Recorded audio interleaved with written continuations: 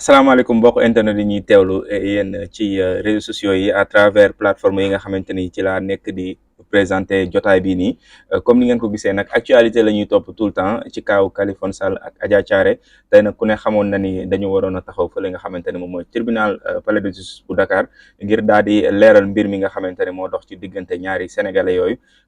verdict bi nag li nga xamante ni moom lay waroon a doon dañ ko renvoyé ba jeudi incha allah waaye ñu togg koo xamante ni témoin la ci mbir mi témoin oculaire sax muy Serigne Ahmed Cissé ay jégalu ay jégalu ñu ñu d'accord ñu togg ki nga xamante ni moom mooy témoin oculaire bi di sëñ Ahmed Cissé ñu bàyyi ko mu nuyoog yéen bokk internet yi bala ñoo dugg ci li nga xamante ni moom mooy laaj ak tontu yi Cheikh bi ñu ngi lay siyaar. nangu ziar bi di leen ko delloo di ndokkale jullit yi ci gàmmo gi fois bépp jullit ndax ñu ngi dëkkmal gàmmo gi di wane ne itte yuñ ci def rek yàlla moo koy fay. di kontaan lool ci seq ak yéen waxtaan. yi seq ak ñun waxtaan te dañ koy tàmbale rek ci convocation bi nga xamante ni dañ la ko defoon yow ci altine bi nga waroon a dem wuyu ji bi nga demee wuyu ji lan la wax. vendredi laa toog commissaire bu brigade gendarmerie bu Wakaam woo ma na ma danga fi am convocation. ma dem jëli ko na ko liiral ma mu liir mu ne den ma convoqué ku ma convoqué mu ne procureur ban bés mu ne tey ban waxtu mu ne 8h30. ma dem wuyu ji bi ma demee 8h30 toog neen fa ba ay waxtu yu yàgg ñu door a ñëw toog man nag xaw ma nu luwaa bi di demee waaye xam naa ne heure dafa foor te pour réew dem ñun dañ leen war a jox cër ñoom ñu jox ñu cër. nit koo convoqué xamuloo fu mu dëkk xamuloo yan moyen la war a mun a utiliser pour ñëw nguur joxuma paas ñoom xëy na nguur moo leen di fay am na ci yenn poste yooyu am ci nguur moo lay jox sa essence nan laa def ba ñëw xamuloo ko yan liggéey laa bàyyi xamoo ko nga ne ma 8h30 téye ma fa ba heure boobu suñ ko mënee bàyyi xel pour man liggéey bi dina gën a jaar yoon ndax ñun ak ñoom ñëpp benn lañ. suñ amoon lu leen neex duñ ñu àtte. ñun suñ amoon lu ñu neex duñ leen àtte mooy waa ji ñu fekkoon mu toog rek naka liggéey bi mun a doxul ñu ne ko da nga war a fay juuti mu ne na nit ñi dee man sànkati niw la donc nañu procureur bi ñu convoqué di sóoraale ci heure yi mu wax ñu heure net buñ ñëwee mu wax ak ñun ñu pare génn dem. dëgg la waaw loolu daal laa ci doon wax mais procureur moo ma woowoon ma wuyu ko mais man moom laa ko seqal woowu ma sax jabaram. nii doomam. mais aussi ànd bu nekkee ci ay xam nga moom présenté wu la ay mbokkam problème am na mais yow mi nga xam ne yaa ngi nitam wala nga soxla daal dem ci ay mbokkam. jamais bu dee xaalis nga soxla wala dara nga gis leen problème boobu moo gën nga toog ci réseaux sociaux yi. non yow sa xalaat la man suma xalaat mooy du ma dem. il faut qu'on parce que du mbokkam yi xar donc non s'il te plaît rek s'il te plaît. damay tontu pour interprétation on n'a pas besoin de ça. juste dama lay laajte ci li nga xamante ne moom mooy sortie bi xam nañ fi nga bëgg a jëm moom comprendre na fi nga bëgg a jëm tontu ko. aca ñëwal. merci man li ma gëm mooy aw ma ak mbokkam yi affaire xamantewuma ak ñoom demalantewuma ak ñoom ca ba muy neex du métti ma dem ci ñoom te suñ nekkoon su ma nekkoon seen position su ma mbokk ku ko jàppale ma jàpp la ku ko faral ma dem ba ci yow ñëw na la Cheikh Ahmed gis neen sa taxawaay jërëjëf ndax seen mbokk bi may caméra yëguma ko bi mu koy partagé yëguma ko daf ma tooñ te baal naa ko lu rafet la lu tax rafet lu wuñ loolu benn ñaareel ba biñ toogee ci gendarmerie mu bëgguma dugal ma bañ lu tax reconnaître loon te àdduna yëpp xam neen ne sa xarit am problème nga dem ni kanami Adja mel mu ne kii moo ko dóor kooku am na beneen yéene ma faxas loolu mu jàll moom Khaliphone moo ko def te su génnee du ko weddi gendarme bi du ko weddi man duma ko weddi munuma ko sosal donc yooyu yëpp passé mbokkami noppi ba ñëw ñu naan musta ñëw ci kër geeg bi mu amee ba léegi ñëw petit détail du ma fa dem aw ma fa soxla dew ma tey dew ma suba fii laay toog Khaliphone su fa doon am 100 ans du ma ko seeti man du ma seeti nit kaso lu dul ndigal dama am ay philosophe am lu ma gëm ci laay nekk mbiram Khaliphone bi su ma neexoon ma noppi su ma neexoon ma dugal ko man parce que su dul man munta am seede maa fekkee su dul man munul am seede te su ma naroon lu bon mën naa nëbbatoog jigéen ñi ànd ak ñoom tëgg ko ba mu ñor day toog ci kaso gi man mën naa loolu mais mbëggeel bi ma am ci moom ak màndu mayut ma ko kon neen ma jéem a bàyyi mooy li gën a sedd aw maak ñoom affaire da nga mës a dégg ma tudd mbokkam musul am musuma wax ci ñoom parce que xaw ma leen te Pape boobu di wax ci ma seetaan Pape wallahi fii la Kaliphone toog présenté ñu man damay jaay ay garab yu góor yu baax moo gën ci réew mi xaaral sëñ bi may ma rek ma nettali lii donc non mais soo ma jëlee man mën naa la wax lu xew pas publicité donc garab yi gën ci réew mi man maa koy jaay bi Kaliphone ñëwee boole ñu ak magam mu ne dafa am garab yu muy am mu ne ma soo ko amee di nga bàyyi garab yi la ñu wax ñetti yoon concernant loolu biñ jàppee Kali moom rek laa am numéro ci mbokkam dama yëkkat téléphone woo ko na ko léegi laa yeewu gis ci presse yi nit ñi di ma wone dañoo jàpp Kali mu ne ma xaw ma ci dara moom Pape moo wax loolu xaw ma ci dara la ma toon lu tax bu mu ci xamee dara woowaatul ma ngir yëg-yëg bi ma am ak considération bi ma jox magam woo ko lu tax waxaatul ma ne cheikh bi dëgg la taluma ba toog ci télé ne dafa am lu muy wax su ma ànd ak Kaliphone yi yàggul mais lan la ñu war a séq ba ma jox ko autorisation su ma caabi nekk te su may mbokk yu bari duñ ma seet lan la ñu war a séq ba di ànd waxtu bu nekk lan la ñu war a séq ba xamalante lu bari moom xamu ko donc bum ci dugg te jamono bii Kali soxna la lu dul nga ne ma ne te man leemuma suma làmmiñ pour kenn te suñ ma merlooyee tooñ ma ni may defantee lay defanteek ñoom te jamono bii nii su paasee yàlla man maa gën a fort ci dossier bi pour Kaliphone waa cheikh bi yàlla ci baatin gis nga affaire yi yomb Kaliphone génn ma si waaw non yooyu moom du problème non man du ma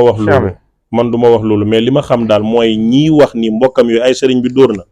ak ay xawma kii ak këleen neen ma ci génne d'accord léegi suñ ma ci génnewul sëñ bi bala nga xam ne àndum waaw nga ne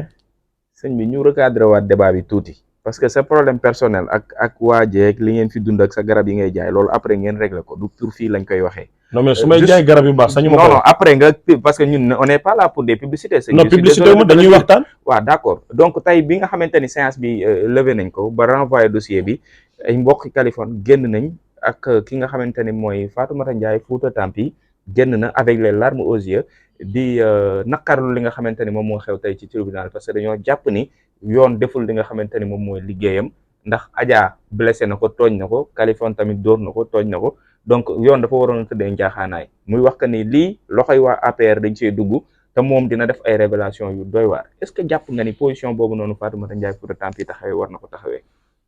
Serigne Cheikh mu ne waa ji dafa ñëw na ko mindaan bi dafa biir mu ne ko affaire am la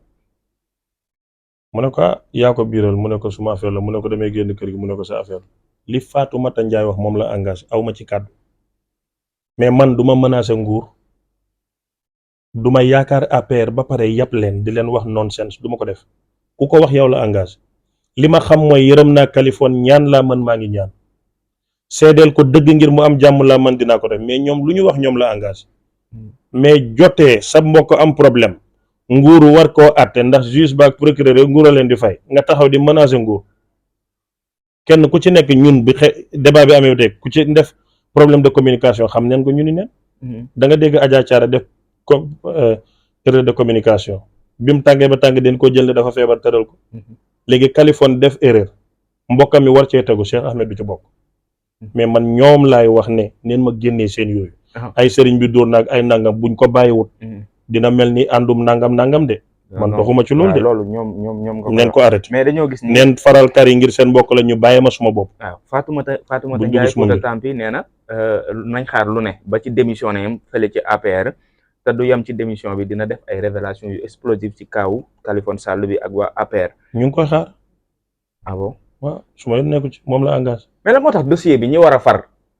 ku ne di jël sa yoonu bopp non man faruma kenn de Kali laa faral man bokkuma APR Fatoumata Ndiaye tamit Kali la faral pourquoi mënoo leen a déggoo ak waa famille am tamit non moom dafa am rôle am ci Kali lan mooy rôle am foog naa jigéenam la parce que xaw ma ñoom i neen la seen affaire la man suma affaire Kali rek laa réglé bokkuma APR tey bokkuma fa suba te duma fa musa bokk bugguma carte bi bokkuma yàgg naa wax lii donc xamaluma leen dara man jëflantewuma ak ministre yi di dem ak ñoom ak di leen yaakaar ak ñu may jox xaaruma leen ci dara. kan mooy def loolu. non man maa ko deful man suma bopp laa. non dafa am ñuy jëflante ak ministre di leen yaakaar mais man laa ne defuma ko. ah d'accord pour man Fatoumata Ndiaye Fouta Tampi mooy def loolu. non ma ne waxam la moom la engagé xamaluma ko dara. lépp lu mu wax affaire am la mais man suma bopp aw ma soxla ci ministre Macky Sall yi nii seen kër nii seen alal lu ñu am neen jël. macha allah bokkuma APR bugguma bokk bay démissionné man képp ku jug nag ci mbiri Kali ñu tàllal la micro nga wax lépp loo waree sa affaire man suma affaire daal mooy lii mais mbokkam mi moom neen ma génnee ci sëriñ bi dóor ak nangam buñ ko bàyyiwut moom dina ñaaw de. yaa ngi mer de ba dooroo sama sister fa Bintu Rasul bu fekkee da nga am beneen question bala ñoo tëj. man dama ko dégg ci ay waxam aussi dem na ba tudd Tunkara def révélation ne Tunkara si loolu moom maa ko wax loolu foo ko teg loo ci xam. li ma ko teg mooy pour man ponkal bu em ni Tunkara su ma mënee ñëw di ko tuumaal loolu te oo ko débat war na ñëw ngir setal boppam sénégalais xam maay fen wala mooy duul. mais bu la nawloowul nag. non mënul nekk xam nga leen moo nawloo. parce que Tunkara fi mu la bët bi mu lay xoolee noonu nawloowu la de. loolu nga foog ci yow waaw. pour man de koo nawlawul warul a jël sa téléphone 1 heure de temps di wax ci moom. yow da nga saaga Tunkara saaga bu garaaw intellectually mooy ne ki nga nawlawul jaral na la perte sa temps kon moom imbécile la si bu ma interpréter sa wax mais suñ ñëwee ci baatu nawle temps yi ñeme nga Tunkara trop. su ma ñëwee ci baatu nawle ci juddu lay doon ci jikko ak ci cër. comprendre nga. juddoom duma ko laal ndax dafa am ñu mu bokkal baay. day sensible mais maa ko gën jikko maa ko gën a jege yàlla maa ko dàq jaamu yàlla maa ko ëpp cër ci yàlla. waxuma keneen mais Tunkara mi xam naa ko. ndax fenkat amul cër te moom fen ak xàq lay dundee ak tuumaal gor lu dul lii mënu ko. parce que Amérique ñi fa nekk te baax amuñ joti réseaux sociaux koo gis mu nekk Europe di tàllal micro di wax rek ci lay dund mooy dalay waxal lu baax nga am loo ko wéef mu dundee ko mais Europe ni mu méttee war a daw dàqee terrain nelaw ñëw ku ci nekk doo am joti téye sa téléphone di duur rek. Tunkara dafa tekkiwul dara Amérique nawlawuñ ko criminel bu ñu convict la ci loi Amérique kenn nawlawu ko Amérique liñ koy doy rek mooy muy saaga gor yi loolu rek leen koy doyee du leneen. donc kooku. man da soo ne nawloowut la damay am gàcce am kersa. waaw. avocat wu Adja Thiaré dégg nañ nga yëkkati ay kàddu yu. avocat day am fulla avocat du duul avocat du fen avocat du wax lu ko leerul avocat dafay am personnalité. mais il a bien défendu son client de. waaw su fekkee fen mooy défendre client kay loolu ñëpp mën neen ko mu ngi mel ni man rek ma ñëw ma ne kali laalu ko di jaay làmmiñ bu rëy défendre naa ko mais duul naa su may wéet xam ne damay fen mais li ma xam rek laa wax gis nga dëgg lu mu la xañ tey may la ko ëllëg waaye làmmiñ bu neex ak wax ju rëy ak posture avocat la tax ngay fenali gor wallaay sa bàmmeel dina métti te sa xol du sedd ci àdduna mu kooku moom du dara. dafa mel ni li mu la wax dalaa naqari de. lim ma wax daf ma métti li mu wax kali naqari ma li mu wax ci dossier bi te muy fen mu leer ma ne fen la daf ma métti. kooku mun naa ko génnal point par point tombe par tombe di play vidéo di pause ma ne lii fen la. te day nettali comme koo xam ne moo ko fekk. mais buñ ko rendre compte nag kii parce que super tamit dañ na ne deen ma ne tayem ci mais munoo jël responsabilité di wax mel ni yaa fekkee te naan xam nga oto bi boo ko bësee danga non man kii tamit maro di war nañoo am artiste de. sëñ bi ñu ngi lay jaajëfal bu baax di la bàyyi nga tàggatoo mbokk internet di la doon seetaan c'est toujours un plaisir ñu toog ak yow nga leeral leen ci cas bi parce que yaa ko wax yow yaay témoin oculaire bi donc bu mbir mi amee ak yaayi Adja te oowuñ ko ak Mariama man lu tax ñooñu nekkuñ témoin man damaa ñëw fekk fa yaayi Adja. mais dégg naa yow yaayi Adja ba ngeen fa dajee dalaa saaga lan nga def ba yaayi Adja saaga dara